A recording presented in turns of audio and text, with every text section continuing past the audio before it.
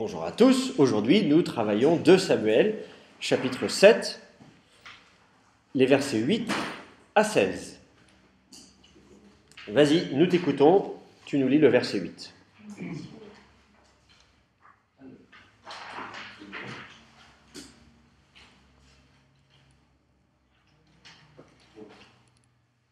Ve'ata ko tomar le'avdi le'David ko amar Adonai Zevaot. C'est pas Zevaot. Tsevaot. Ani lekartira min hanave me'achar Hatson. Hatson, très bien. Lichiot Nagid al-Ami al-Israël. Al-Ami al-Israël, très bien. Je relis. Ve'ata ko tomar le avdi le David, ko amar Adonai Tsevaot, ani le karticha min hanave, me'acha hatson, lichiot nagid al-Ami al-Israël. Comment traduis-tu ce verset? Alors, je traduis ce verset de la manière suivante. Voici, tu parleras... Comment ça, voici? J'ai regardé dans le dictionnaire pour Ve'ata. Bon, ça veut dire maintenant. Ata, c'est maintenant. Mais en fait, il y a écrit dans le dictionnaire... Et, c'est le temps. Et, c'est le temps. Ata, c'est maintenant. Et maintenant. Non mais, après ça, si tu veux interpréter les choses autrement, tu peux discuter. Mais Ve'ata, et maintenant... Tu parleras.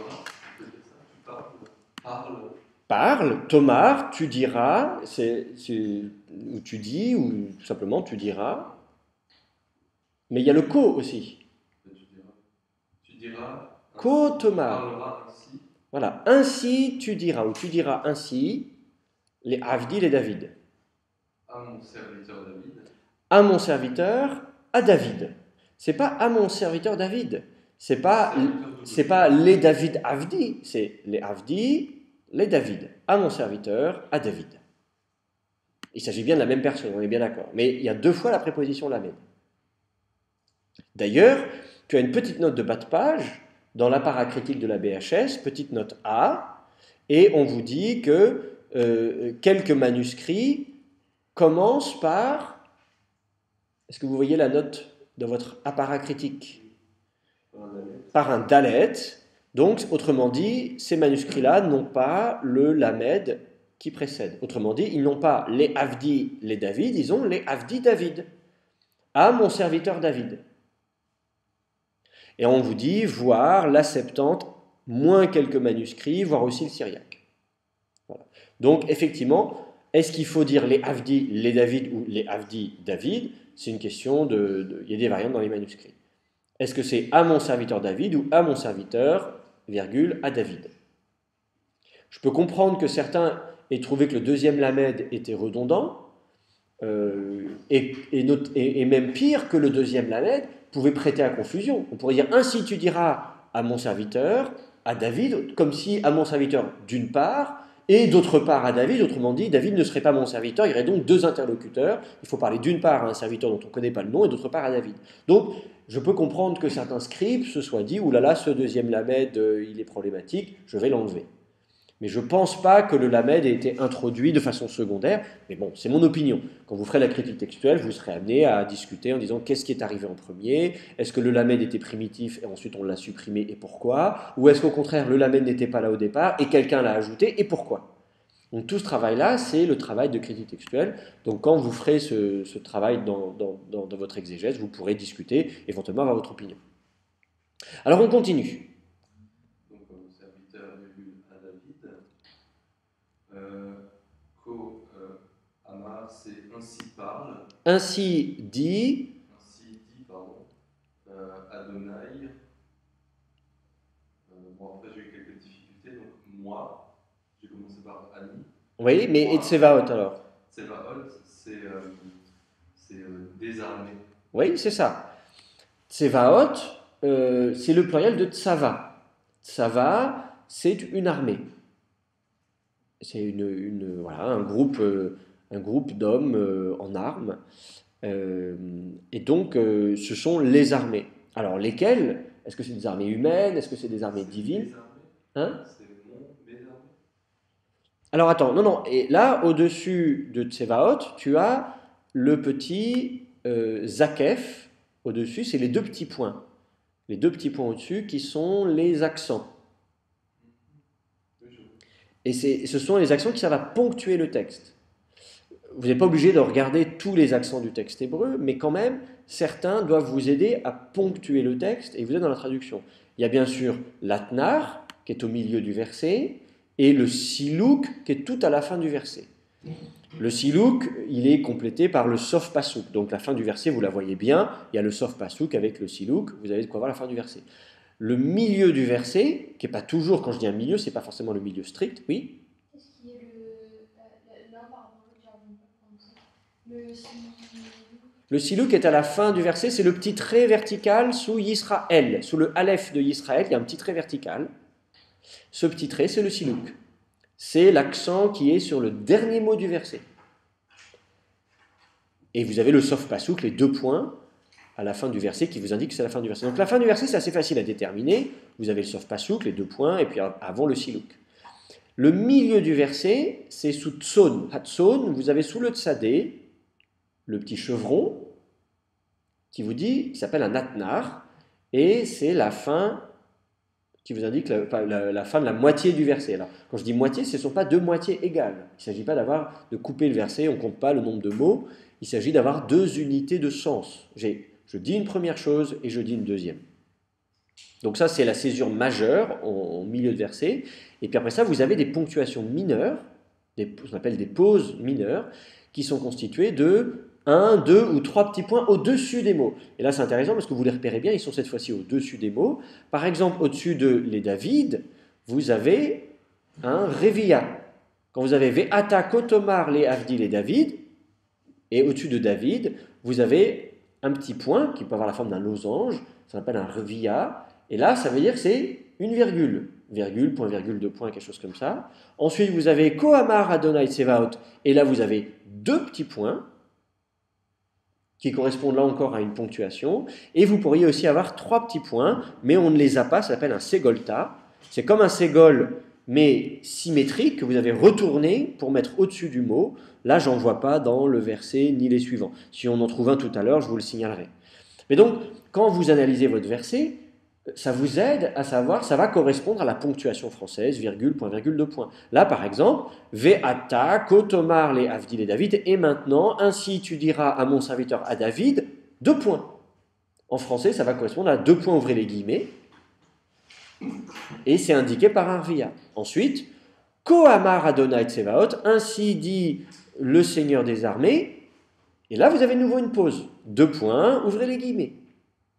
Donc vous avez encore des discours imbriqués. On avait déjà vu ça la dernière fois, avec des discours imbriqués. Et ça veut dire que, ensuite, après Adonai Tsevaot, qui commence le Ani, tu te demandais ce que venait faire ce Ani, c'est le début du discours direct. C'est Dieu qui parle. Moi, virgule. Voilà. Ani, Donc Ani, moi, moi, ensuite, l'écartira. l'écartira. Donc c'est la carte. C'est le verbe lakar, on reconnaît bien. Partie, je prends, je t'ai pris. C'est ça. Alors voilà, ici, je t'ai pris. C'est ça. Lakar, le verbe prendre, l'akarti, j'ai pris, l'écartira, je t'ai pris. Moi, je t'ai pris. Min, Hanabel, hors des pâturages, littéralement. C'est ça. Et je t'ai sorti des pâturages. Oui, je t'ai pris. Donc, alors le ani, l'écartira, le ani n'est pas nécessaire, puisque dans le ti de l'akarti indique déjà que c'est la première personne. Donc le ani n'est pas nécessaire, il est là pour emphase. C'est moi qui t'ai pris du pâturage. C'est pas juste je t'ai pris du pâturage, c'est moi qui t'ai pris du pâturage. Tu étais dans le pâturage, c'est moi et pas quelqu'un d'autre qui t'ai pris du pâturage. D'accord? Donc, je me suis une question. Donc, Oui. c'est à mon serviteur, à David, ainsi dit Adonai, le Seigneur des armées, enfin des armées. Alors tu peux dire Adonai Tsevaot. Le terme Tsevaot, euh, est devenu un titre divin et pratiquement un nom propre. On le voit parce que dans certaines versions grecques, par exemple, il va être écrit Savaot. Donc, autrement dit, au lieu de le traduire par du grec, on pourrait dire les armées, on va le translittérer comme on ferait pour un nom propre. David, on va garder David, Abraham, on va garder Abraham, etc. Donc, les noms propres, on les translittère, on ne les traduit pas. Et Tsevaot va être translittéré et non traduit, ce qui prouve que pour des juifs au tournant de notre ère, ou même quelques siècles avant notre ère, Tsevaot est considéré comme un nom propre. C'est Yahvé Sabaoth. Donc ainsi dit Yahvé Sabaoth. Maintenant, on peut quand même, ce fameux Sabaoth, Tsevaot en hébreu, on peut s'interroger à la signification de ce nom propre, de ce titre, et de signaler que c'est le pluriel du mot armée. Et de dire qu'il ne s'agit vraisemblablement pas d'armées terrestres, mais d'armées célestes, d'armées divines, des anges. Les anges, la terminologie employée pour désigner les êtres divins au service de Yahvé, ce sont des termes qu'on retrouve dans le cadre militaire. Même le terme malach, qui veut dire messager littéralement, qui est traduit angelos en grec, c'est de là qu'on a le mot ange en français, c'est le mot messager littéralement. Angelos aussi, angelos en grec c'est un messager, et dans la Bible vous avez des angeloi humains. Le roi va envoyer des messagers pour avertir, etc. Il envoie des angeloi, des anges. Mais sauf que ce sont des anges, des messagers humains. Donc le mot malach en hébreu, tout comme le mot angelos en grec, ne désigne pas nécessairement un être divin, ça désigne tout simplement un messager, y compris des messagers dans un cadre militaire, un général qui va envoyer des messagers. On va également trouver d'autres termes. On va trouver le terme de cohorte, si vous voulez, qui va être employé dans les textes du judaïsme ancien, en hébreu, en araméen. Degel, vous allez trouver par exemple, y compris dans le livre d'Enoch, par exemple, qui est en araméen, on va trouver le terme Degel qui va être employé, qui signifie, qui désigne une cohorte, un groupe d'armées d'un certain nombre de plusieurs centaines de soldats, et sauf que là on désigne les anges, etc. Et peut-être que vous connaissez certains cantiques, debout, sainte cohorte, non, ça vous dit rien? Bon, voilà. Voilà, donc vous pouvez utiliser ces termes-là pour désigner les anges. Donc vous pourriez dire ici le Seigneur des cohortes, des saintes cohortes célestes, etc. Voilà. Bon, cela dit, le Tsevaot ici, je vous dis, est de toute façon devenu un terme figé à tel point que même ceux qui parlent grec, au lieu de le traduire, continuent à dire le même mot tel quel. Donc je propose de suivre, d'imiter ce que faisaient les Juifs, notamment en Égypte avant notre ère, et de faire comme eux, à savoir de dire qu'il s'agit d'un nom propre, et donc de traduire Adonai Tsevaot par Yahvé Sabaoth, quelque chose comme ça. Donc ainsi dit Yahvé Sabaoth, mais vous pouvez traduire le Seigneur des armées, ou l'Éternel des armées, comme je crois que c'est Second qui traduit ça comme ça, il n'est peut-être pas le premier d'ailleurs. C'est moi qui t'ai pris du pâturage, et ensuite Meachar Hatson. Donc je t'ai pris des pâturages, je t'ai sorti du pâturage, littéralement à l'arrière de ton bétail. Oui, c'est pas juste à l'arrière. Achar, c'est bien ce qui est derrière, mais c'est Meachar, proposition mine. Donc deux derrière. Deux derrière, Hatson, le petit bétail. Je t'ai pris du pâturage, virgule, de derrière le petit bétail. Littéralement, c'est une traduction mot à mot. Hein. C'est moi qui t'ai pris du pâturage, virgule, vous avez un zakef au-dessus de navé, hein, hanavé, hein, de derrière, Hatson, le petit bétail, et là vous avez l'atnar. Donc vous voyez la ponctuation, on vous aide, hein, on ponctue le texte. Vous avez le zakef et vous avez l'atnar. Donc c'est moi qui t'ai pris du pâturage, virgule, et même plus précisément pourrait-on dire, de derrière le petit bétail. Pourquoi est-ce que David était derrière le petit bétail? Parce qu'il est berger. Et pourquoi est-ce qu'il est derrière? Et pas devant? Parce qu'il suit les moutons. Non mais c'est vrai, hein, on a souvent pensé que le berger il est devant, mais en fait, si vous regardez, souvent les bergers en fait, ils sont derrière. Ils sont là juste pour accompagner le bétail qui va tranquillement, etc. Et puis, voilà. Donc le berger, l'image du berger, c'est souvent l'image du berger qui est derrière et qui est là pour surveiller, mais en même temps laisser en liberté les moutons. Voilà. Il a un chien aussi, s'il faut, pour... Oui, oui, même au niveau de la réflexion sur le ministère pastoral, un pasteur aujourd'hui, hein, un pasteur c'est un berger, hein, le mot pasteur, ça vient du verbe paître. Hein. Le pasteur c'est le pâtre, c'est lui qui fait paître, c'est le berger. Et donc est-ce que nous voyons notre ministère pastoral comme étant je suis devant, regardez-moi, ou au contraire je suis derrière pour soutenir, pour encourager, et puis pour donner un espace de liberté, mais quand même encadrer quand il y a besoin. Voilà. Donc ça c'est différentes philosophies du ministère pastoral, vous en discuterez en cours de théologie pratique, j'imagine que vous discuterez de toutes ces questions-là. Moi je me contente humblement, en tant que professeur d'hébreu, de signaler qu'il dit « je t'ai pris de derrière le petit bétail et non pas de devant le petit bétail ». Petite note en passant. Alors, vous avez là encore droit à une petite note, petit b, dans votre appareil critique, qui vous dit, qu'est-ce qu'on vous dit? Que beaucoup de manuscrits, donc MLT, MSS, beaucoup de manuscrits ont une finale en resh yod. Non pas en resh, mais en resh yod. Autrement dit, au lieu d'avoir achar, vous avez, à quoi il correspond ce yod? Non pas achari, acharé.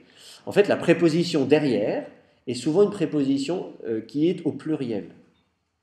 Voilà, mais voilà, quand vous verrez souvent, on ne dit pas achar quelque chose, on dit acharé quelque chose. Tséréyod, pluriel construit. Les derrière de.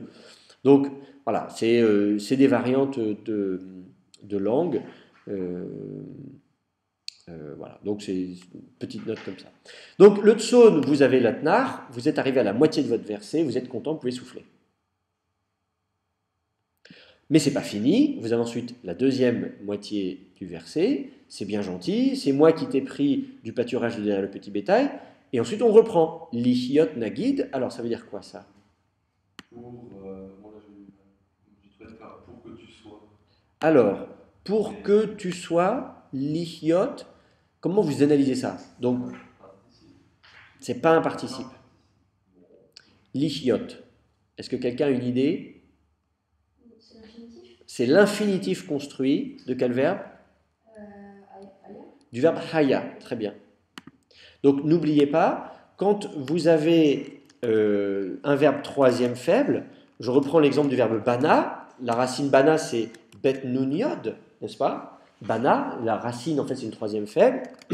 En fait, qu'est-ce qui se passe? Allez, l'infinitif construit c'est bnot. Et de la même manière, si je prends le verbe asa, la racine asa qui veut dire faire, l'infinitif construit c'est asot.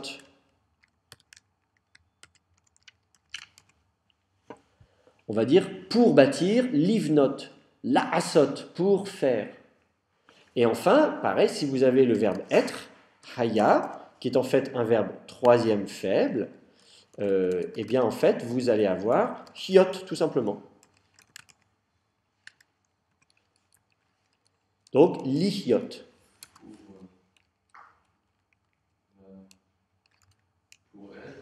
Donc c'est pour être littéralement. Donc c'est moi qui t'ai pris du pâturage de derrière le petit bétail pour être nagid. Chef, très bien. Sur mon peuple, sur Israël, parfait. Il est compliqué ce verset quand même. Enfin, pas au niveau de. Oh, ça va, c'est. Je veux dire, on peut faire plein d'interprétations. Oui, il faut être attentif, disons, à l'ordre du verset. Donc, vous voyez, quand vous avez l'Ishiot Nagid, vous avez de nouveau un Zakef. Donc, pour être chef, virgule, Al-Ami, Al-Israël, sur mon peuple, sur Israël. Alors, c'est pareil, remarquez la répétition de la préposition Al. Tout à l'heure, on avait les Avdi, les David, à mon serviteur, à David, et là, vous avez sur mon peuple, sur Israël. Alors, dire, c'est un peu. Est-ce qu'on a besoin de répéter la préposition Al?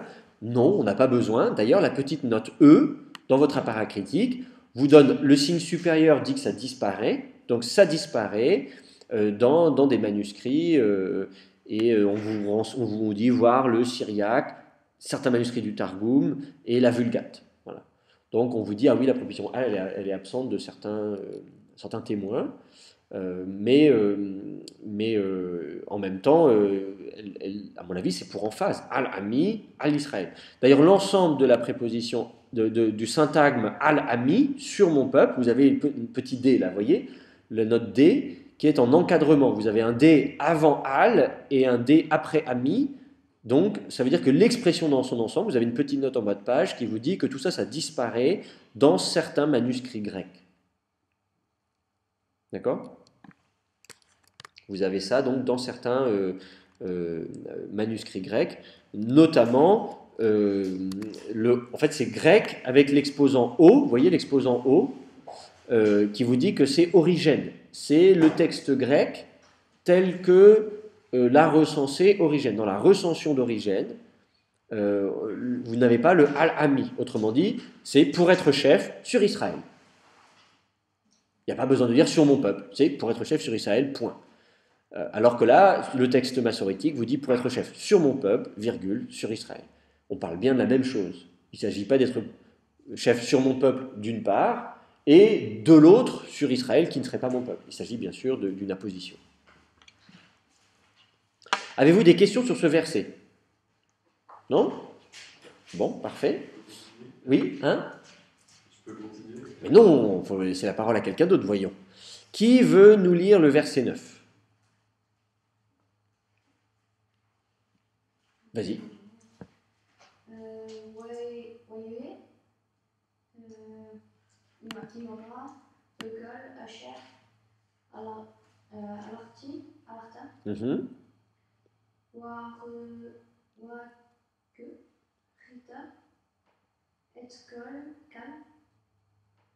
C'est kol en fait, c'est la totalité. Kol et kol. Oivecha. Mipanecha, tu vois, il y a un dagage dans le P. Mipanecha. Alors, oui, c'est ça, c'est si, oui, Veasiti.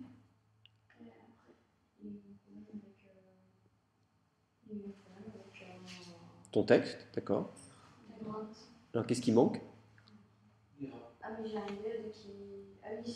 Veasiti lecha. Shem, Gadol, Kushem, Agudolim, Asher, Baretz. Très bien, Asher Baretz. Parfait, je relis. Va ehye imcha, bechol asher halachta, va achita et kol oivecha mipanecha. Ve asiti lecha shem gadol, keshem hagdolim asher baaretz. On commence avec le verbe être. Et j'ai été. Avec toi. Bekol partout.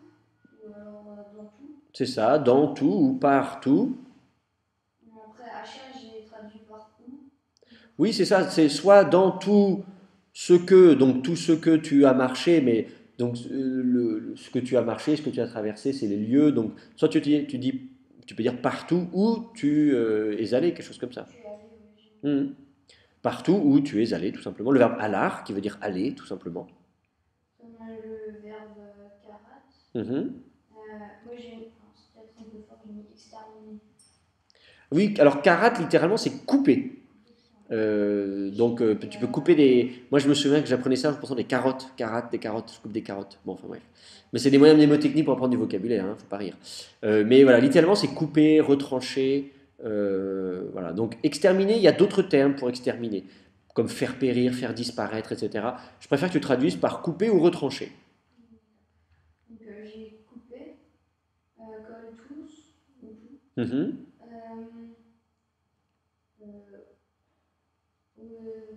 C'est les ennemis. Oui, c'est ça. Oyev, c'est un participe d'être ennemi, donc c'est l'ennemi, celui qui est ennemi, oui. Oivecha, attention, là, c'est pas juste des ennemis, c'est tes ennemis, hein, les ennemis de toi. Donc tous tes ennemis. J'ai retranché tous tes ennemis. Deux devant toi. Oui, c'est ça, devant ta face, littéralement, oui, c'est ça. Ouais. Après, c'est asa, qui est faire. C'est ça, le verbe faire, asa. Et je ferai. Et je ferai.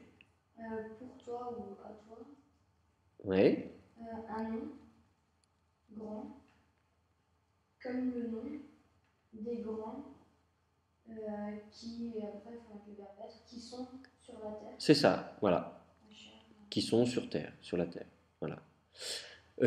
Très bien. Avez-vous des questions sur ce verset?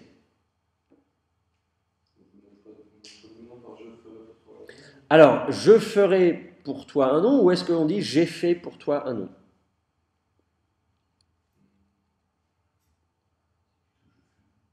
Pardon?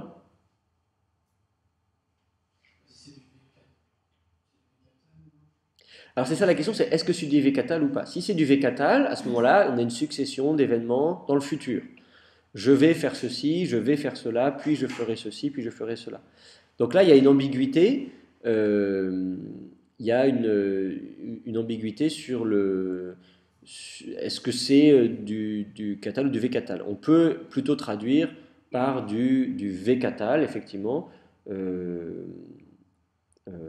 et je ferai, quelque chose comme ça.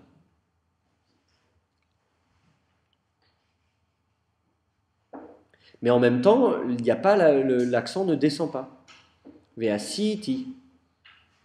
Alors attendez, à moins que je me confonde, parce que je vois il y a deux accents. Oui, c'est ça. Bon.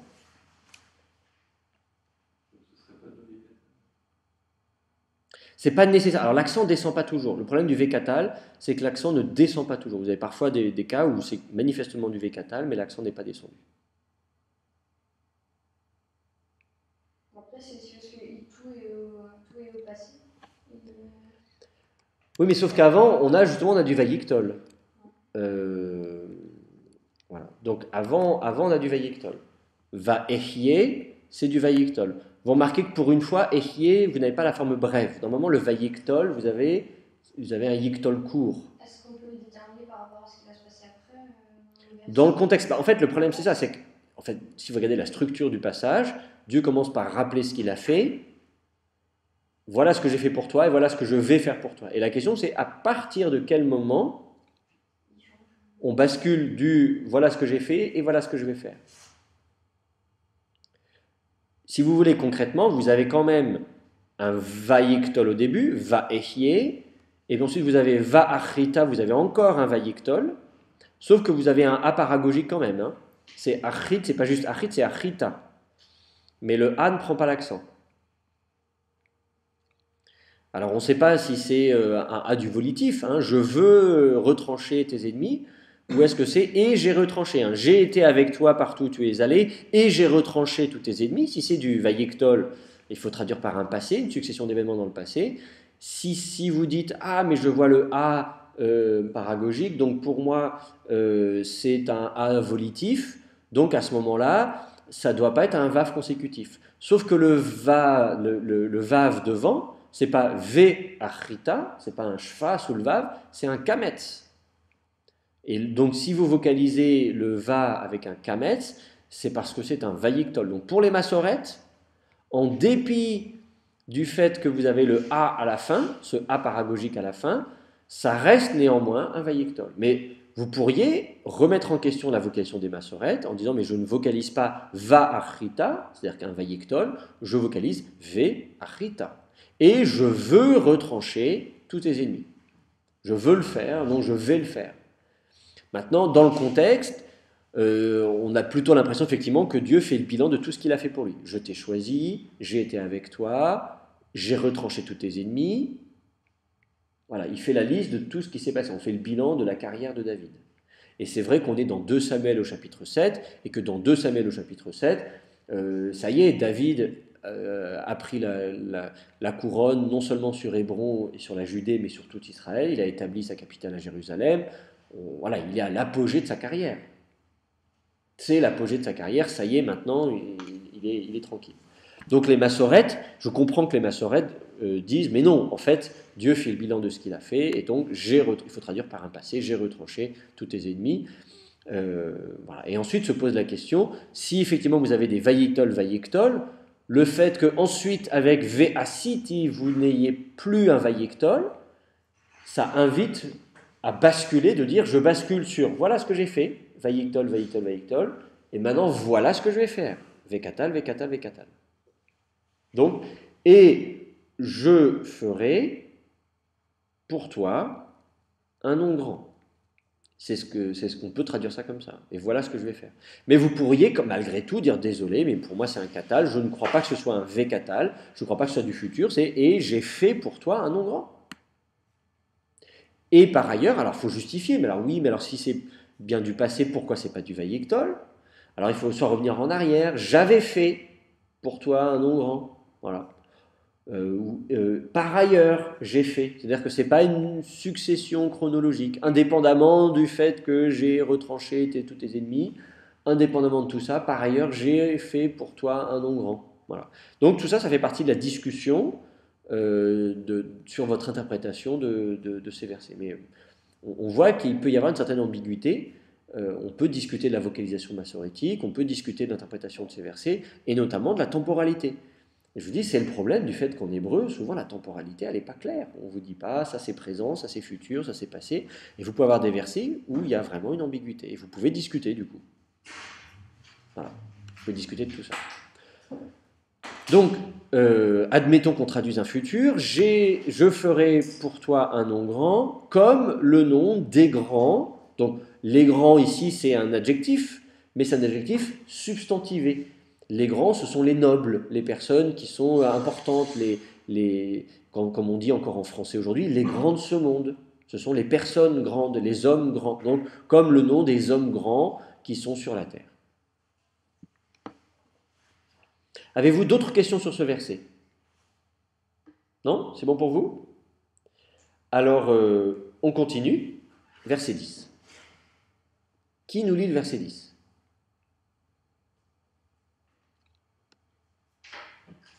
Bah, je sais pas, Lauriane?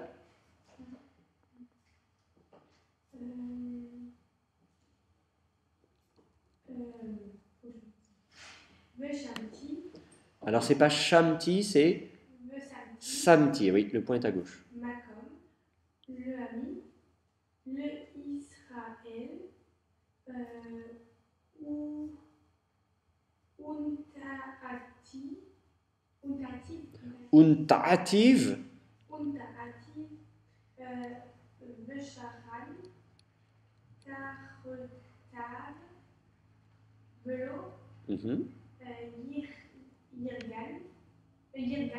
Irgaz, Od,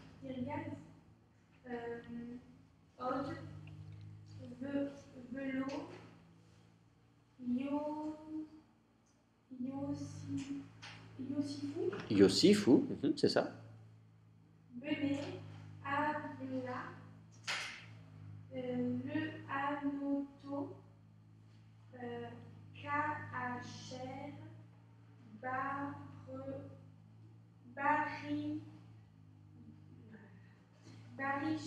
Barishona, très bien. Je relis. Vesamti, Makom, les amis, les Israël, Unetaktiv, Veshachan, Tartav, Velo Yirgaz Od, Velo Yosifu, Vne Avla, les Anoto, Kaacher, Barishona. Alors on traduit. Vesamti.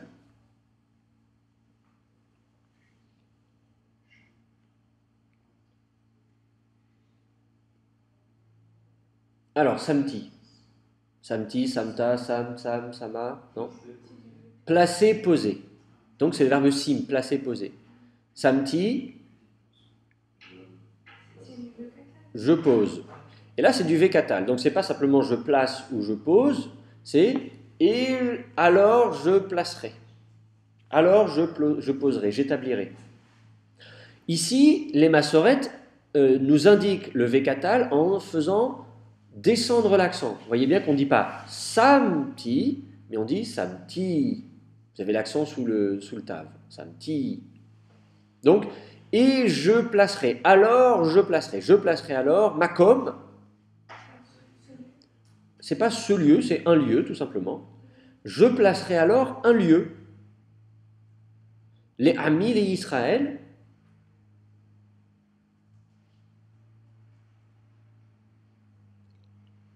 On l'a déjà vu tout à l'heure. Ami Mon peuple. pour mon peuple, pour Israël. Donc j'établirai alors un lieu pour mon peuple, pour Israël.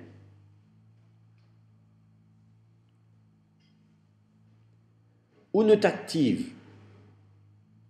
Alors comment vous analysez ça?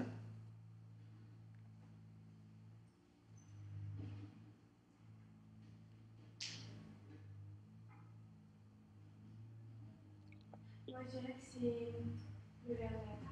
Oui, on reconnaît la racine. On a on voit que c'est du catal première singulier. Et ensuite, c'est le pronom suffixé. C'est ça, Après, très bien. je sais plus comment ça s'appelle. Pronom suffixe, oui. C'est pas tout en critique. Il est, Il n'y a pas un mot spécial. il est suffixé. Oui. Donc, ou notative, effectivement, on reconnaît la racine nata à la première personne du singulier, natati, mais avec le pronom suffixe, le vav, ici, c'est natati. Vous pourriez avoir natati, ou, mais le ou, ici, le he tombe. Au lieu de dire natati, ou, ça fait natati, ou, avec un vav qui se prononçait ou à l'époque. Aujourd'hui, on prononce v, mais à l'époque, il se prononçait ou. Donc, ou natati, ou. Donc, et, alors le verbe nata, ça veut dire quoi?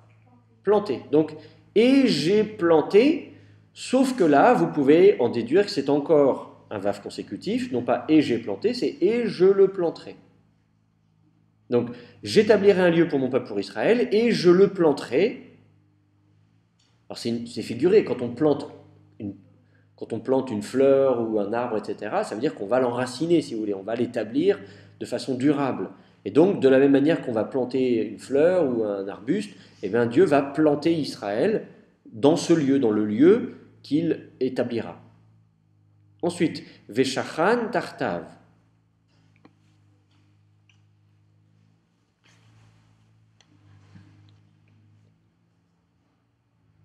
Alors, Shachan Tartav.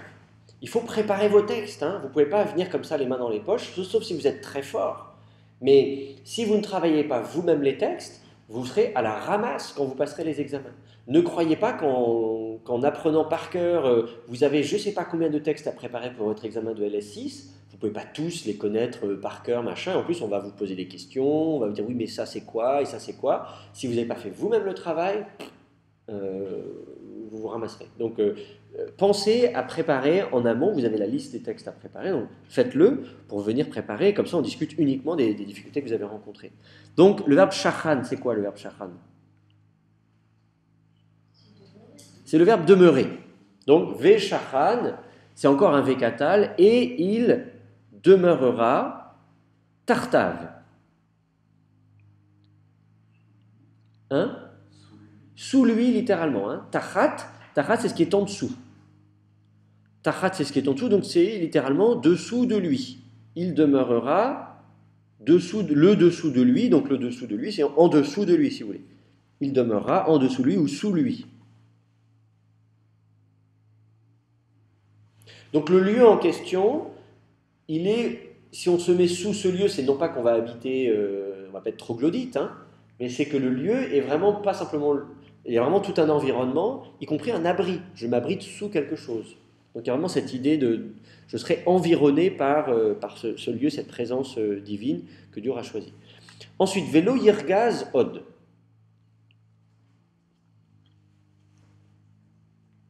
Comment vous traduisez ça?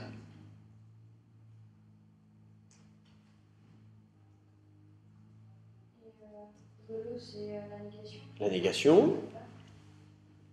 Et ne pas. Et ne pas, Yirgaz. C'est un yectol, oui. Oui, pas de problème. Le verbe ragaz, ça veut dire quoi? Trembler. Donc lo yirgaz, il ne tremble pas, littéralement. Là, c'est pas juste et il ne tremble pas, c'est vélo yirgaz od. Plus, c'est ça, c'est il ne tremblera pas encore, littéralement. En od, c'est quand on ajoute encore. Donc, et il ne tremblera plus, littéralement. Donc ce sera un lieu de protection, ce sera un lieu où ils seront en sécurité, ils seront à l'abri, ils pourront s'épanouir, s'enraciner, ils seront heureux, etc. etc. Voilà. C'est le paradis.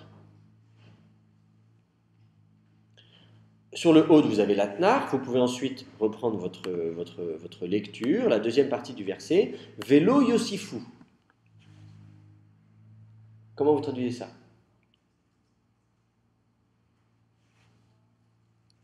Alors, quelqu'un? La négation et ne pas. Yosifu, Yassaf. Qui veut dire quoi, Yassaf? Continuer, c'est augmenter littéralement. Yassaf, c'est j'ajoute, j'augmente, je continue. D'accord? C'est ça le verbe yassaf littéralement. Donc, là c'est du pluriel. Ils n'augmenteront pas, ils n'ajouteront pas, ils ne continueront pas. Venez avla.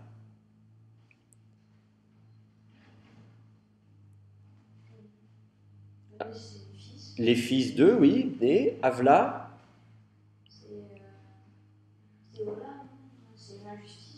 Oui, c'est l'injustice, l'iniquité, disons. Bon, après ça, c'est des conventions de traduction, mais c'est ça.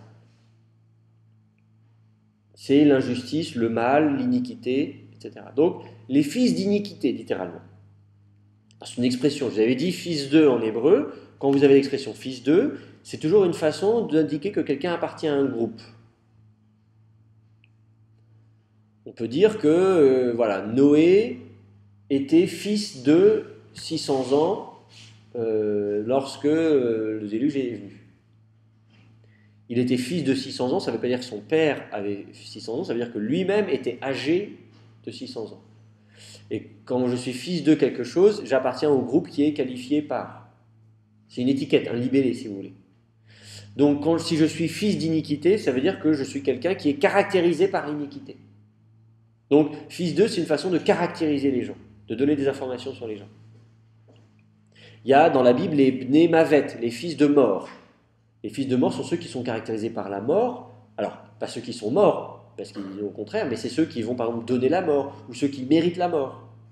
Ce sont des fils de mort. Ils sont étiquetés, il y a écrit mort sur leur front, si vous voulez.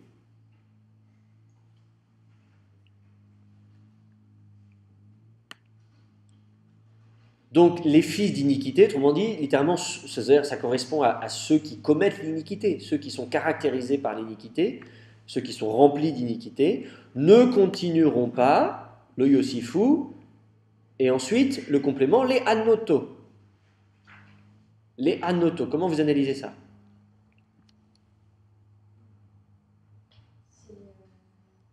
C'est Anna. Anna, oui, la racine, oui. La lettre c'est A. Oui. Donc le suffixe. Absolument. Donc à lui. Et après c'est à nouveau un infinitif. C'est de nouveau un infinitif. Ouais. Et donc c'est faire violence. Absolument. Alors, c'est de manière générale, c'est humilier, etc., etc. La racine, vous avez de nouveau une racine faible, Anna, qui va faire son infinitif construit en hot, anot. Et là, c'est pas simplement l'infinitif construit buccal, on aurait anot avec un simple ratef patar, comme vous avez asot ou bnot, hiot, on avait vu lihiot un peu plus haut, au verset 8, donc une finale en hot caractéristique des verbes troisième faible, mais vous allez avoir ici anot avec un dagesh dans le nun, dagesh dans la deuxième radicale, qui vous dit que vous avez affaire à un piel.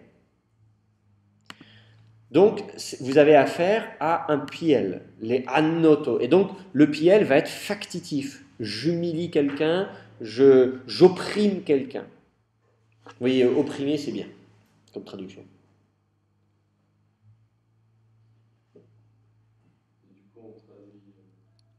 Donc, et ne continueront pas les fils d'iniquité à opprimer lui. Donc, quand on dit ils n'ajouteront pas, c'est quelque chose comme ça, Yassaf, c'est ajouter. Ils n'ajouteront pas à l'opprimer. Bon, ils n'ajouteront pas à l'opprimer, c'est ils ne continueront plus, ou ils cesseront de l'opprimer, quelque chose comme ça. Mais littéralement, c'est ils ne continueront pas. Essayez d'avoir une traduction mot à mot, une traduction littérale. Quand vous êtes interrogé, si vous avez un examen, privilégiez une traduction littérale pour que le prof voit que vous avez bien compris. Donc, ils ne continueront pas, donc les fils d'iniquité ne continueront pas à l'opprimer.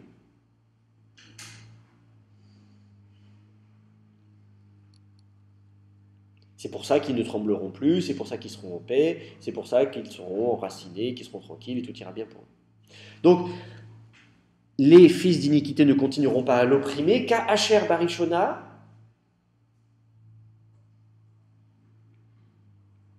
Comment vous traduisez ça? Selon que, comme que.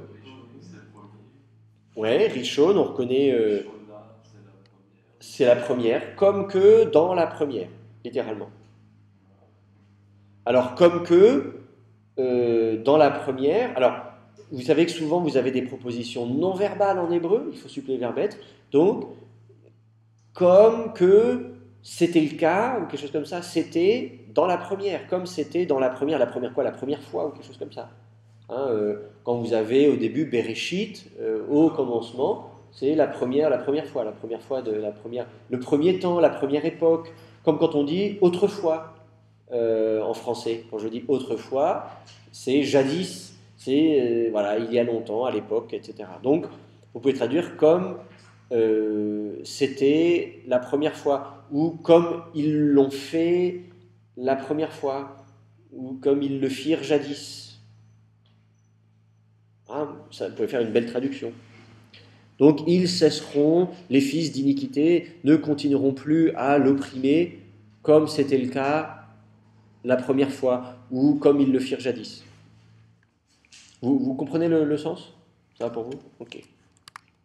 Avez-vous des questions sur ce verset? Oui, est-ce qu'on pourrait juste changer la traduction à il ne tremblera pas enfin, avant les fils de. Tu veux. Parce que moi, en fait, j'ai traduit par il ne tremblera pas et les fils des méchants ne continueront pas. Enfin, c'est un peu bizarre que Tu veux que je reprenne la traduction de tout le verset, c'est ça? Oui. Voilà. Alors, Vesamtim a comme les amis, les Israël. Je placerai, ou j'établirai un lieu pour mon peuple, pour Israël, où ne t'active, et je le planterai, Veshachan Tartar, et il demeurera sous lui, Velo Yergaz Od, et il ne tremblera plus.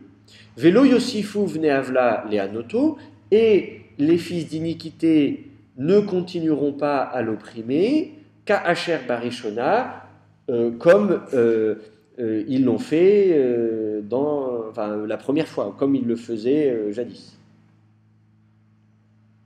Comme c'était le cas jadis. D'accord? Bon, parfait. On passe à la suite. Alors attendez, je vais faire... Moi j'ai besoin pour mon ordinateur de copier le texte. Tac, pour le coller là. Pourquoi ça marche pas? Ah, peut-être là, voilà, ça y est, je l'ai. Le verset 11. Qui nous lit le verset 11? Tu veux, Lauriane? Bon, bah, vas-y.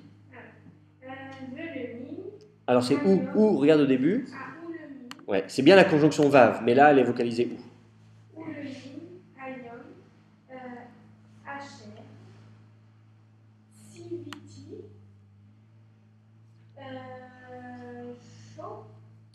Oui. Shofetim al-Ami Israël Vahaniroti Vahaniroti Lara Mikol. C'est Kol, oui, comme toujours. Mikol Overa. Oi vera, attention, le yod ici c'est bien une consonne. Hein. Oi vera. Vehigid Lera Adonai Ki Ki Attention, oui, il y a assez. Adonai, très bien. Alors, Ulmin Hayom, Asher Tziviti Shoftim al Ami Yisrael, Vahanichoti lecha mikol oivecha, Vehigid lecha Adonai, Ki vait yaase lecha Adonai. Alors, comment tu traduis ce verset? Et vers ordre du jour. Enfin, comment on peut rendre les deux prépositions comme ça? Ah oui, c'est Lamed, c'est direction, Min, c'est l'origine. Et alors, c'est sûr que c'est une expression. Alors, en hébreu, on a souvent hein, le Min, ça, on peut faire les deux, mais en français, on va dire depuis ou quelque chose comme ça. Hein. Et depuis Hayom le jour, depuis le jour.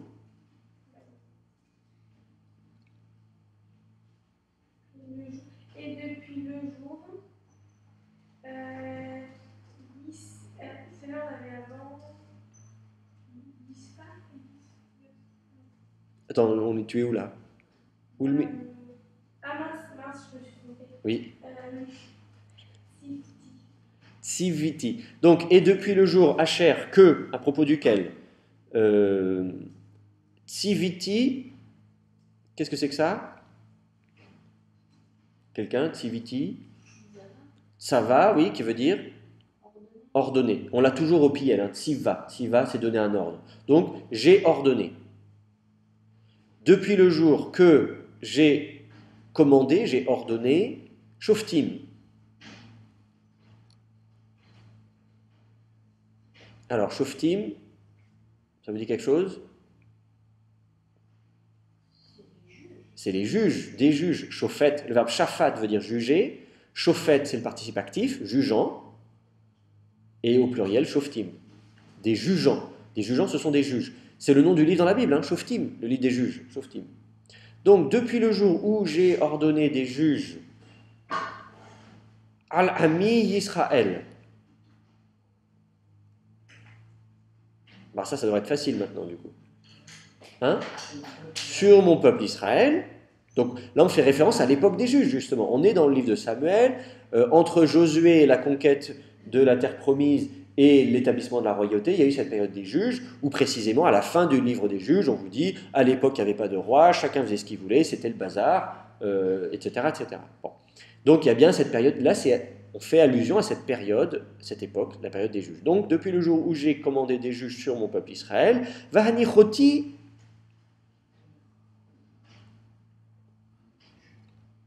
Pardon? C'est une racine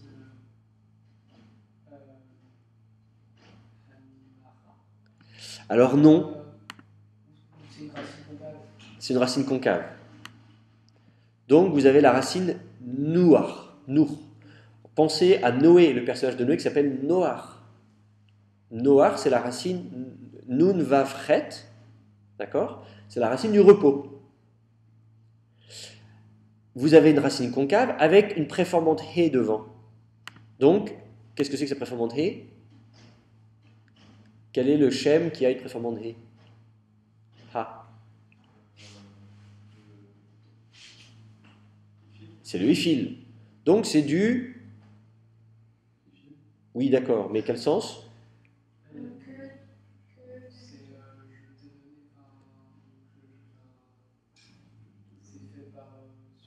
C'est du causatif. Donc, c'est pas simplement je me repose, c'est pas moi qui me repose en fait, c'est que je fais se reposer. Donc, hanichoti, c'est pas je me suis reposé, c'est j'ai fait reposer. J'ai fait reposer lecha. Donc, j'ai donné du repos, lecha, à toi. Donc, la racine noire qui veut dire se reposer, sauf que là, c'est pas juste se reposer, c'est faire se reposer. Donc, j'ai fait se reposer. Qui ça? Toi. Donc j'ai donné du repos à toi.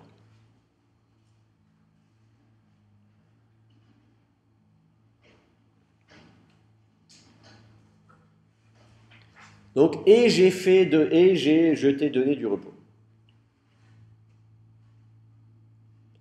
Mikol oivecha. De tout. Oivecha, on a vu ça précédemment. De tous tes ennemis. De tous tes ennemis. Donc, je t'ai donné du repos de tous tes ennemis, hors d'eux, min, séparation. Donc voilà, il y a eu de la distance, il y a une séparation, les ennemis étaient, voilà, je t'ai donné du repos loin de tes ennemis, hors de tes ennemis, voilà, je t'ai éloigné, voilà, la préposition min, elle sert à indiquer cette séparation entre David et ses ennemis, donc je t'ai donné du repos de tous tes ennemis. Je t'ai donné congé de tes ennemis. Ça peut se dire Congé, oui, pourquoi pas, oui. Je t'ai donné congé de tous tes ennemis, je ne sais pas si ça sonne bien, mais... Moi j'aime bien l'idée du repos, non? J'aime bien me reposer, c'est les vacances la semaine prochaine, vous allez pouvoir vous reposer.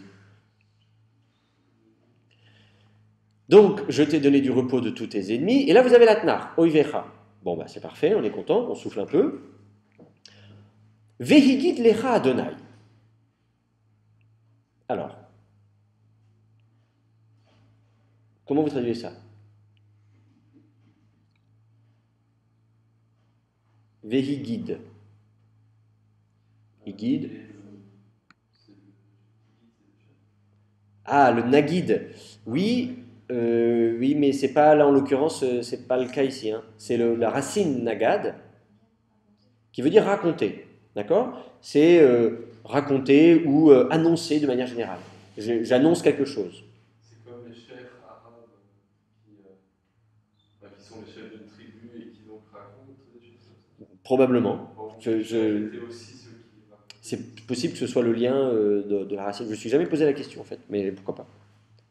Donc le verbe nagad, ça veut dire raconter, on le trouve au ifil. C'est nagad au ifil qui veut dire raconter, donc hingid, et vous avez l'assimilation du noun dans le guimel. Vous voyez le dagesh dans le guimel, hingid, en fait c'est le noun de la racine nagad qui s'est assimilé. Donc hingid, c'est il raconte, littéralement. Vehigid, et il raconte, lecha à toi, Adonai, le Seigneur. Donc, et le Seigneur te raconte ou t'annonce. Nagad, plutôt que de traduire raconter, vaut mieux traduire par annoncer. La plupart du temps, c'est mieux de traduire par annoncer. C'est rapporter une nouvelle, annoncer quelque chose à quelqu'un, etc. C'est informer quelque chose de quelqu'un. Informer quelqu'un de quelque chose, pardon. Je t'informe de telle nouvelle, etc. Donc c'est donner une nouvelle, c'est annoncer. Donc, vous pouvez traduire et Yahvé, donc le Seigneur, t'annonce. Alors vous pouvez traduire soit par du passé, il t'a annoncé, par du futur, et il t'annoncera, si vous pensez que c'est un vécatal, ou tout simplement au présent. Et le Seigneur t'annonce. Vous voyez la difficulté qu'on a avec la temporalité dans ce passage. Donc, le Seigneur t'a annoncé, ou tout simplement t'annonce, que, Vaït, une maison, Yaaselecha. Il te fera, Adonai, c'est ça. Donc, et le Seigneur t'annonce que le Seigneur te fera une maison. Ok?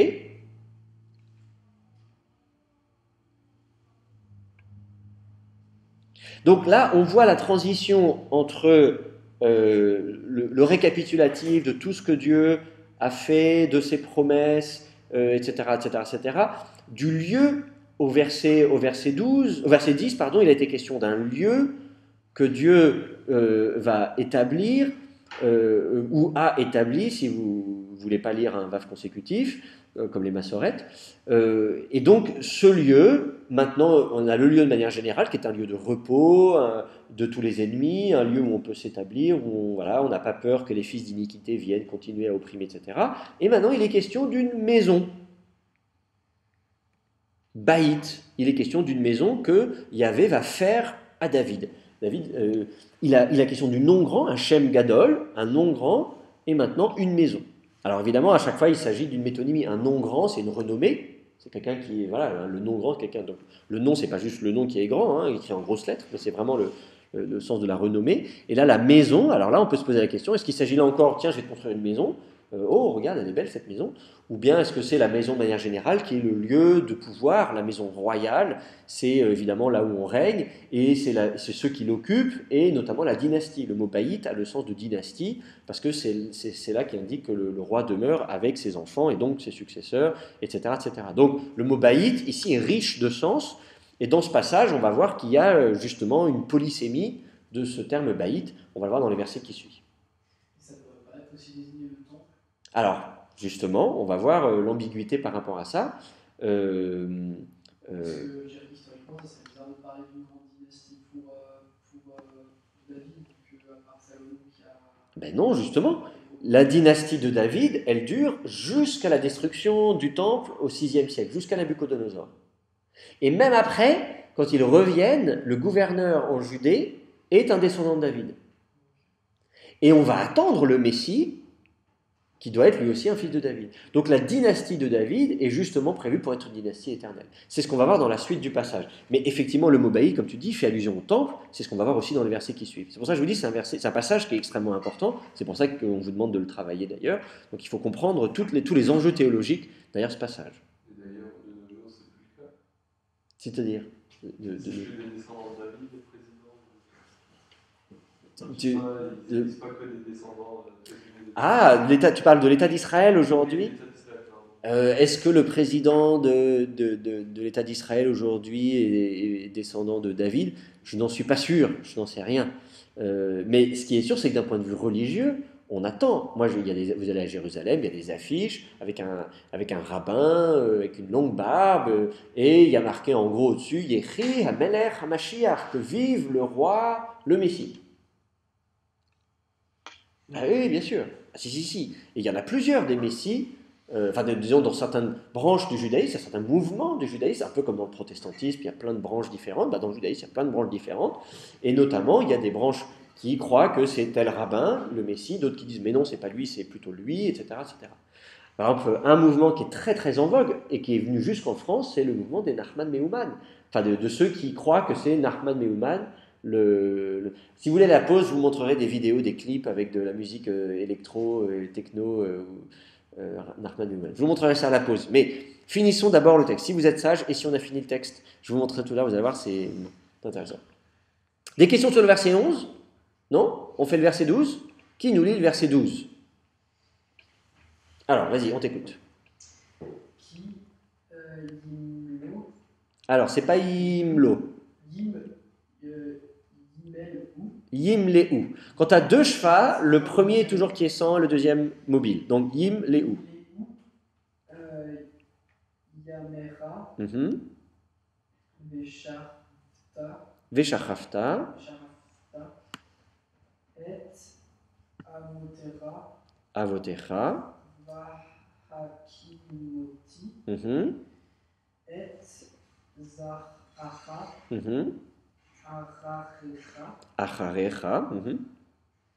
Asher Yetse Mimeera Vahakimoti Et Mamlarto. Et Mamlarto. Très bien.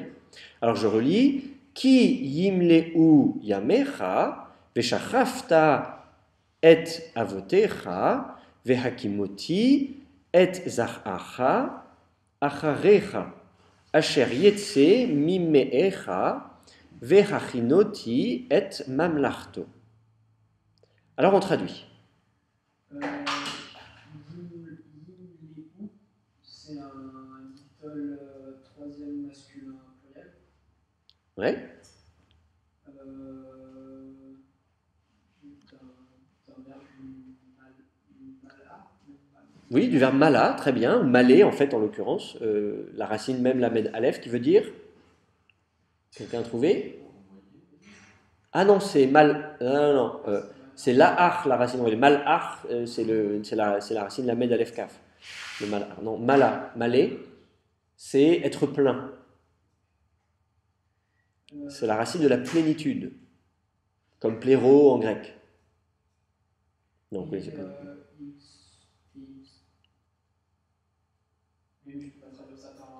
Alors, que ils seront pleins, yamecha, On peut traduire ça par Oui, bien sûr.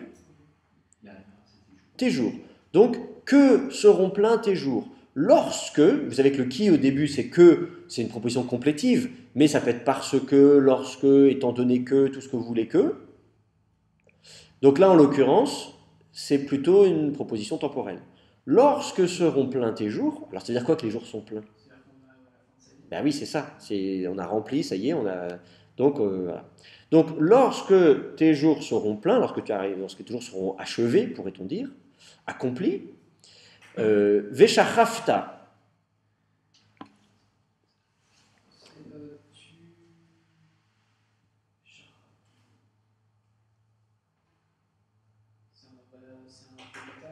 Ouais, c'est un Vekatal. L'accent est descendu sur le ta, Shachafta.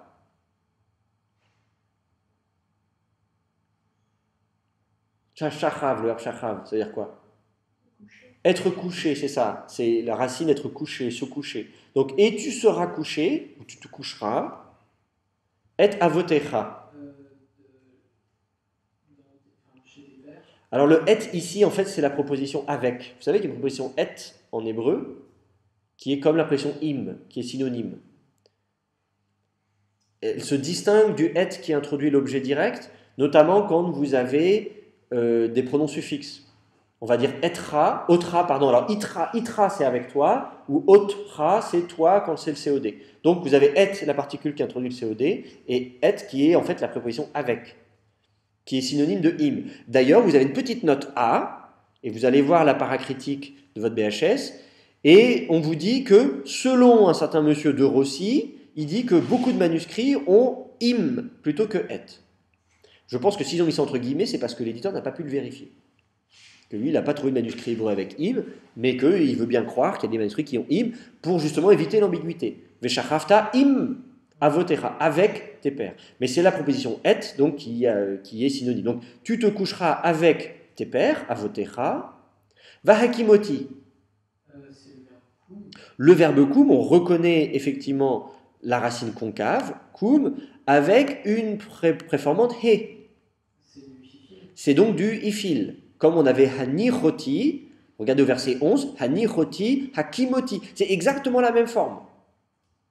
La racine change. Donc c'est du ifil. Donc koum, c'est se lever, mais là c'est du causatif. C'est pas je me lève, c'est je ferai se lever.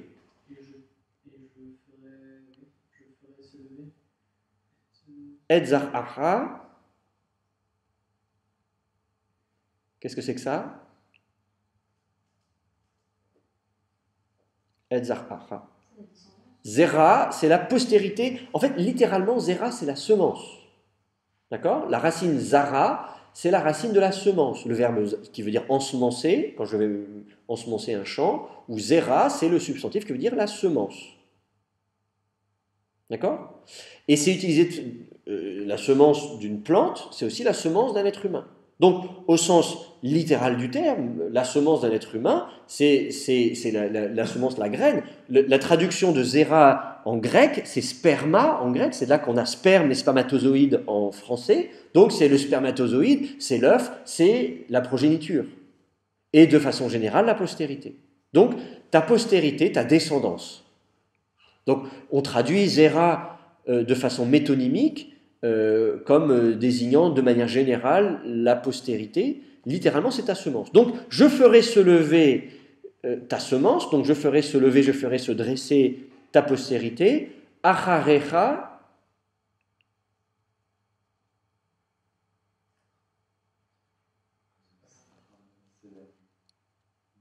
Derrière toi. Vous vous souvenez tout à l'heure, il y avait cette histoire de achar, c'est moi qui t'ai pris de derrière le petit bétail. Et j'avais dit, remarquez que dans certains manuscrits, au lieu d'avoir achar tout court, vous avez acharé. Parce que je vous expliquais que souvent, achar, vous le trouvez en fait au pluriel construit. Et c'est là, c'est ce que vous voyez ici, vous avez acharecha, avec le ségol yod, là, qui vous dit que c'est du pluriel. Les derrière de toi. Donc je ferai dresser ta postérité, les derrière de toi, donc derrière toi, après toi. Alors derrière au sens temporel, ce qui arrive derrière un autre événement, c'est ce qui arrive après. Donc je ferai se lever ta postérité, ta semence derrière toi. Asher yetse mimecha. Alors, Asher, yetse, c'est le verbe yatsa. Ouais. Donc, que yetse, il sortira. Mimecha. Alors oui, plus précisément, mimecha, c'est mea, effectivement, la racine mea qui désigne les entrailles. Donc c'est min, hors de, mea, meecha, mais au pluriel, les entrailles de toi, hors de tes entrailles. Là encore, c'est très, très imagé. Enfin, ça peut à la limite être choquant pour nous de parler du sperme qui va sortir de ton ventre, mais c'est ça, les entrailles, c'est le ventre. Il s'agit vraiment de ça. Dans la Bible, on parle, il y a toujours ce vocabulaire imagé. Donc, de ton ventre, de tes entrailles, de ton ventre, va sortir ton sperme et qui va se lever, donc qui va grandir, qui va se dresser derrière toi, après toi.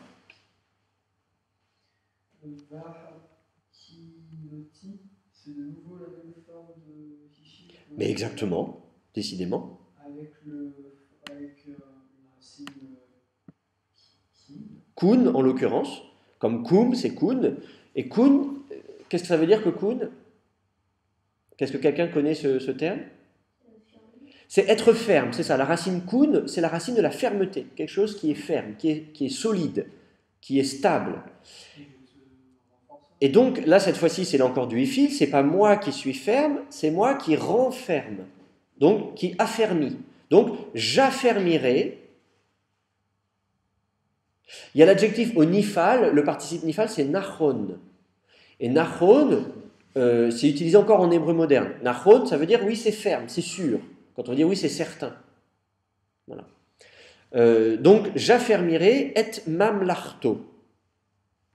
Ça veut dire quoi, être mamlarto?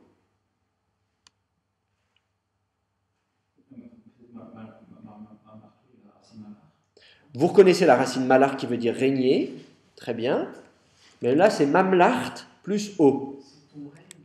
Alors, le terme, c'est mamlacha, effectivement, ou memlacha, qui désigne la royauté, le royaume. C'est le royaume, la royauté. Donc, sa royauté. J'affermirai sa royauté. Donc, lui, c'est qui? C'est ta postérité, celui qui va te succéder. Donc, je relis le verset. Lorsque seront pleins tes jours, lorsque tes jours seront pleins, donc seront accomplis, et tu te coucheras avec tes pères, donc, et lorsque tu te coucheras avec tes pères, je ferai lever ta semence derrière toi, ton descendant, lequel sortira de tes entrailles. Ta semence qui sortira de tes entrailles, et j'affermirai sa royauté.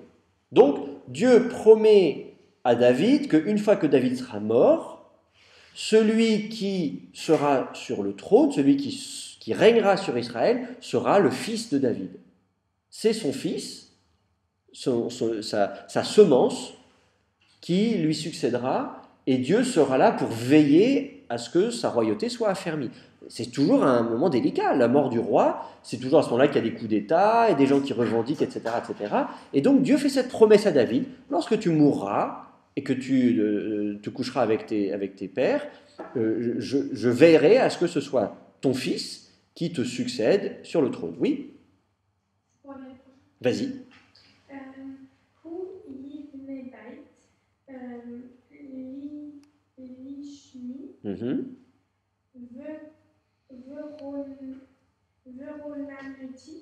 Et qui c'est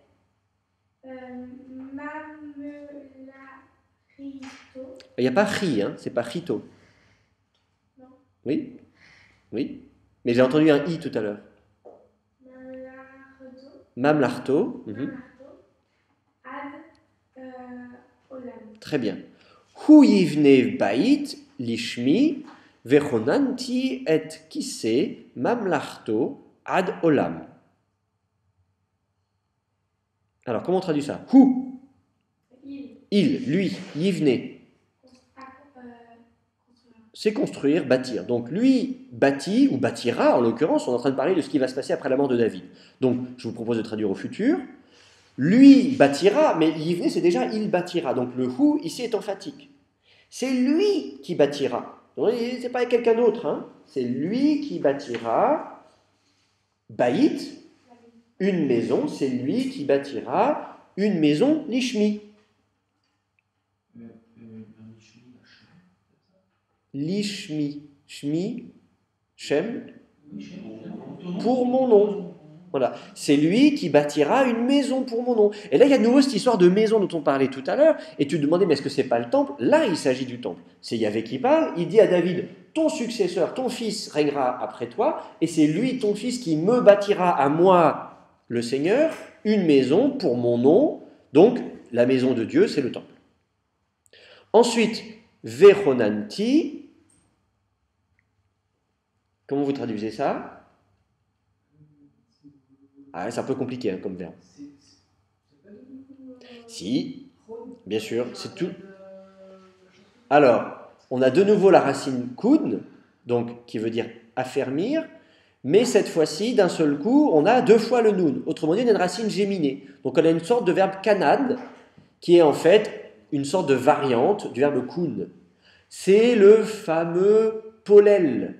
On avait discuté d'une conjugaison qui est l'équivalent du piel, mais voyez avec les verbes concaves, je suis censé, avec un verbe concave, géminer la deuxième radicale, hein, diber, qui tel, je suis censé mettre un dagesh dans la deuxième radicale, je suis censé géminer la deuxième radicale, sauf que la deuxième radicale, précisément, elle est faible. Kum, sim, c'est une racine, donc la deuxième radicale, elle est faible. Elle est même réduite à l'état vocalique. Je ne peux pas la doubler puisqu'elle est réduite, donc je pourrais faire kiyem. Ça peut éventuellement exister, qui aime. Mais au lieu de faire qui aime, on va faire comme même. Je vais, au lieu de doubler la deuxième radicale, je vais doubler la troisième radicale. Parce que la deuxième radicale est réduite à l'état vocalique, donc elle ne compte pas. Donc je me rabats sur la deuxième consonne, et la deuxième consonne, donc koum, bah, c'est le même. Et du coup, c'est le même qui va avoir droit à être doublé, alors non pas redoublé avec un dagesh, mais dédoublé.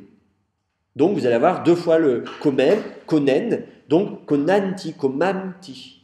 Donc les deux fois le fait que vous ayez un double noun, c'est un dédoublement du noun pour donner cette idée de piel, donc de gémination, la deuxième radicale. Sauf que la deuxième radicale, c'est le O que vous voyez dans le konen, c'est réduit à l'état de voyelle. Donc konanti, donc c'est cette fois-ci non pas du huifil, mais c'est du piel en fait. Cette forme particulière du piel, certains l'appellent ça le polel, pour dire qu'il y a la troisième radicale qui a été dédoublée. Donc, le sens reste le même. J'affermirai, konanti, et kissé mamlarto. Kissé, c'est quoi? Le trône. Donc, j'affermirai le trône de mamlarto, de sa royauté. Vous vous souvenez, on avait déjà vu mamlarto verset précédent. Donc, j'affermirai le trône de sa royauté adolam. Pour toujours. Pas juste pour un jour, 2 jours, 3 jours, une année, quelques années, ou jusqu'à la fin de sa mort. Non, non, non, pour toujours. Donc là, attention, on commence à introduire la notion d'éternité, quoi. C'est-à-dire que ce n'est pas juste temporaire, c'est éternel. Donc là, on voit bien deux éléments dans ce verset. D'une part, le fait que c'est le successeur de David, son fils, qui bâtira le temple, et en retour, Yahvé va établir, affermir le trône de sa royauté pour toujours. Donc, promesse d'une dynastie éternelle. On continue, verset 14. Il faut qu'on se dépêche un petit peu là. Je ne sais pas si on arrivera à tout faire d'ailleurs. Qui nous lit le verset 14? Vas-y. Ani ehye lo le'av vehu yihye li liven asher beha'a oto.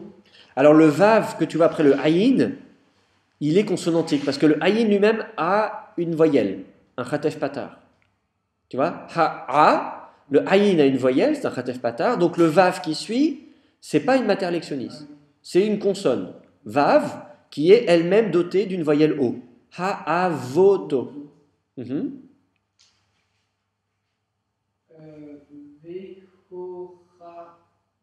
ti, vehoartiv, beshevet, anashim, ubnig, et, Oui. Alors remarque que le bet n'a pas de dagesh, donc c'est pas bni, c'est vni. et, Uvnig e vne adam. bni adam. Très bien, je relis. Ani ehyelo le'av, vehu yihyeli leven, asher beha'avoto, vehohartiv, beshevet anashim, ou venig e bne adam. Alors, comment on traduit ça? C'est moi qui suis pour lui. Oui, c'est moi qui suis, alors qui serai, puisqu'on est en train de parler de ce qui se passera à la mort de David, c'est moi qui serai pour lui Comme père. pour un père, donc comme père, donc moi je serai pour lui un père, c'est comme ça qu'on dirait en français, moi je serai pour lui un père, donc littéralement je serai pour lui pour père, vehu yihye li, Et lui sera pour moi comme fils. c'est ça, et lui, il sera pour moi pour fils, donc autrement dit j'aurai un rapport de père-fils avec lui.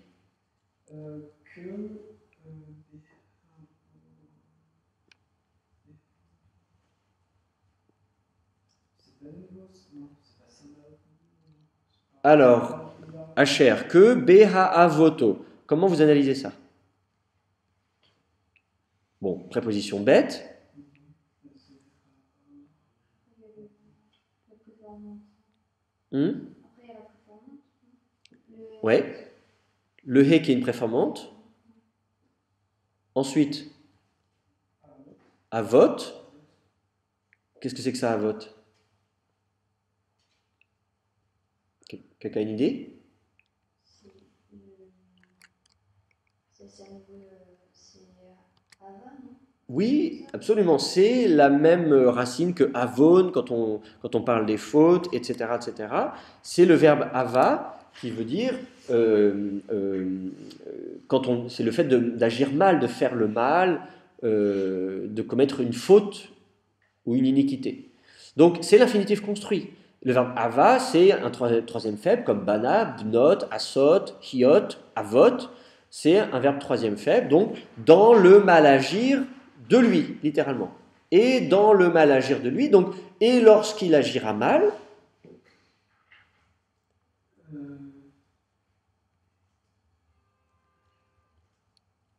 vehochartiv.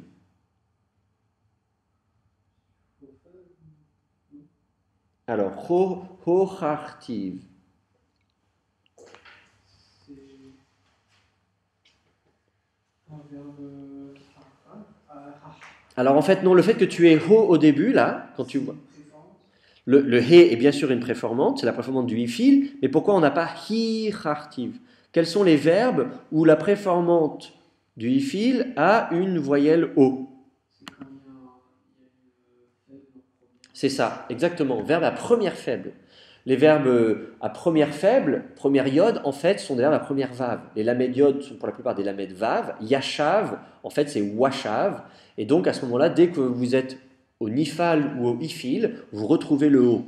Donc, en fait, la racine que vous avez ici, c'est yachar.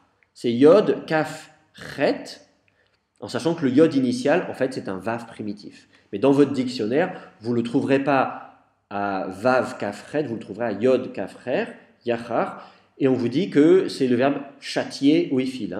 Hochar, tiv, c'est le verbe châtier. Et je châtierai lui. Et je le châtierai.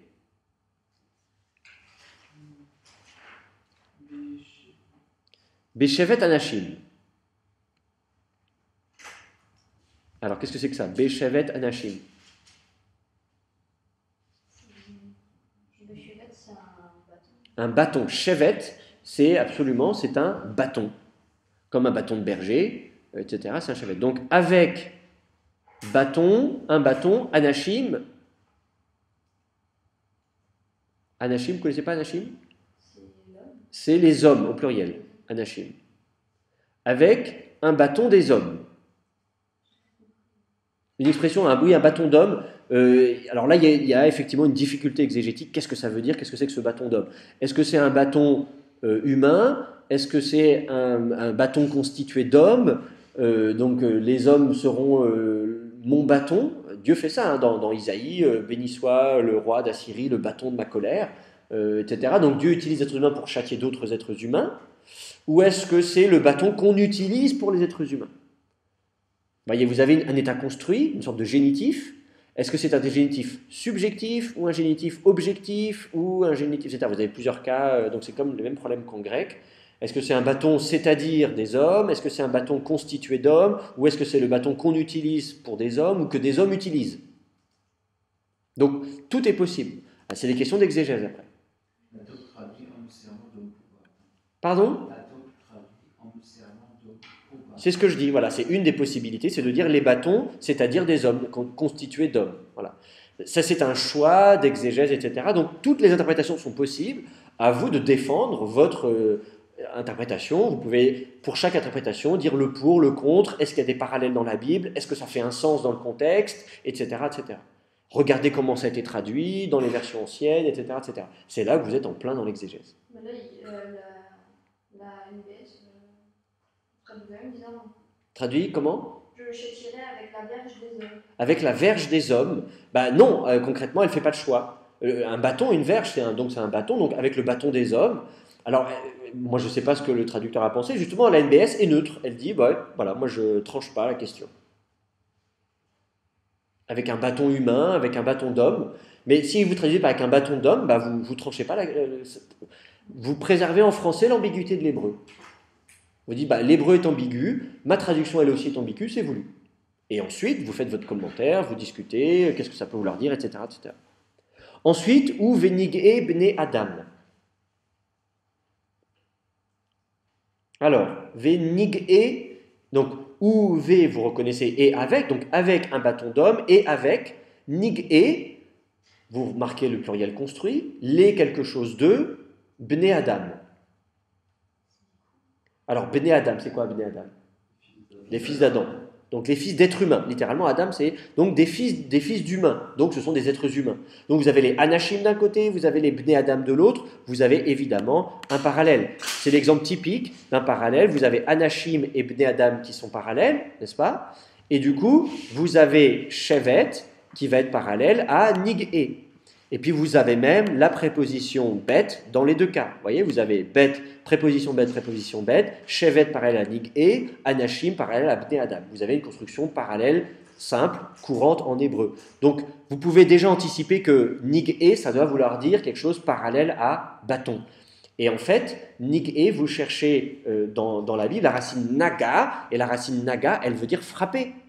Toucher, enfin, naga, ça veut dire toucher littéralement. Hein, c'est toucher littéralement, mais toucher, alors soit gentiment, hein, je te touche, mais je te touche avec violence, donc c'est aussi frapper. Donc ce sont des coups littéralement. Nega, le substantif nega, c'est un coup, au pluriel negaim, nig'e à l'état construit, donc avec des coups de fils d'humains. Donc je le châtierai avec un bâton d'homme et avec des coups de fils d'humain. On pourrait pas avoir une figure du Christ là-dedans, même si le moment où pour ses fautes, c'est un peu... Bah, c'est évident que si dans ce passage on parle du fils de David qui va régner sur son trône, etc., et l'idée de le châtier, moi je veux bien, on pourrait donc l'appliquer au Christ en disant, bah voilà, le Christ c'est le Messie fils de David, donc ça parle de lui. Sauf que là, en l'occurrence, on dit c'est lorsque il agit mal. Donc est-ce Non, mais justement, c'est la seule partie qui... Ah voilà, donc là ça pose problème d'un point de vue théologique, quoi. Bon, alors on va s'arrêter là puisque l'heure est arrivée. Nous continuons la semaine prochaine, les versets 15 et 16, et on enchaînera avec le psaume 121. Donc préparez le psaume 121, oui.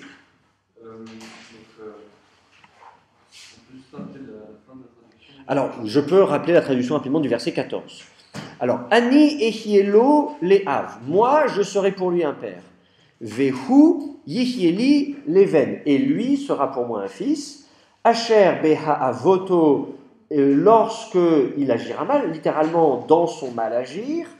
Vechochartiv, je le châtierai, beshevet anashim, avec un bâton d'homme, ou venig e bne adam, et avec des coups de fils d'humain. Bonne semaine à tous, bonnes vacances, on se retrouve